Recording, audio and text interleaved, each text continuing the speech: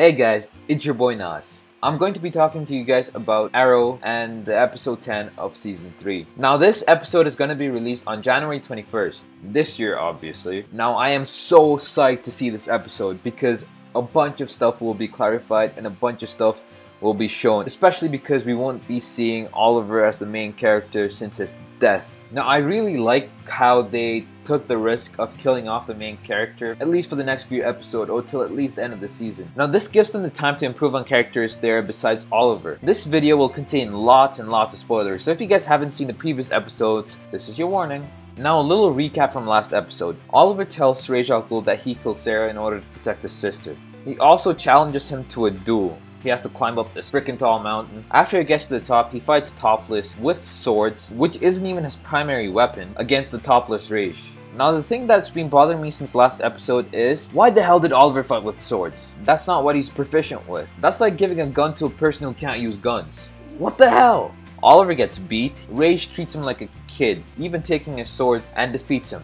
He gets stabbed and he gets pushed off a cliff. That's about it. Now we're in the present. Diggle and Arsenal are protecting the city in Oliver's stance. They have this bad feeling that something happened to Oliver because he hasn't been back in a while. But Felicity doesn't want to believe that Oliver is dead. But Malcolm Merlyn surprises them and tells them Oliver is in fact dead.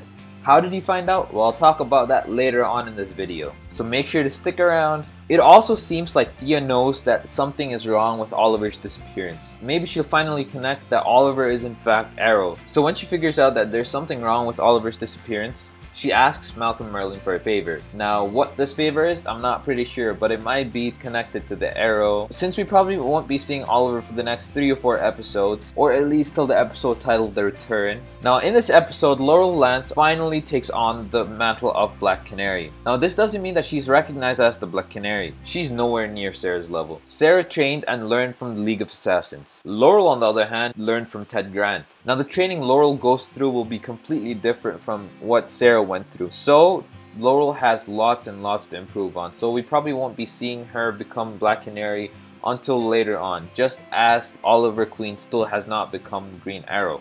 Ray Palmer probably has more of an impact on this show because of Oliver's disappearance. His Atom exosuit will play a huge role in the future, and we'll also probably see a little of what it can do in this episode since it hasn't fully been developed yet. Since Laurel finally takes on the mantle of Black Canary, I think that Laurel and Thea will have a bitter relationship. They're probably going to be enemies soon, even though Laurel doesn't know that Thea was the one who killed Sarah yet. Felicity or someone from Team Arrow probably tells her about Thea sometime soon. So the big question of the season, how is Oliver going to survive? I think that's going to relate to the Lazarus Pit. If you guys don't know what that is, it's basically a phenomenon. It's a pit that revives and heals people. It's being used in different verses including Batman, Flash, and now Green Arrow. In the promo that was released, we see a man walking towards Oliver Queen as he lays on the ground. There is, I think, 2 options as to who this could be. The first one is Messiah. The second one is Malcolm Merlyn.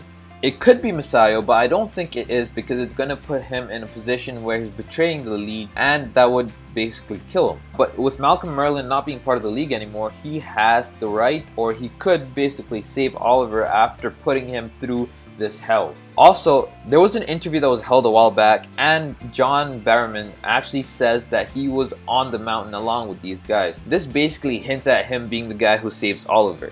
He also seems like a guy who knows where the Lazarus Pit is. Honestly though, I think Malcolm planned all this out. He should have known that Oliver had no chance against Ra's, like at all. So why pit him against this master? Well, I can't say, but I think he has something big planned in the future. This is going to include Thea, Team Arrow, Slade Wilson, Oliver, obviously.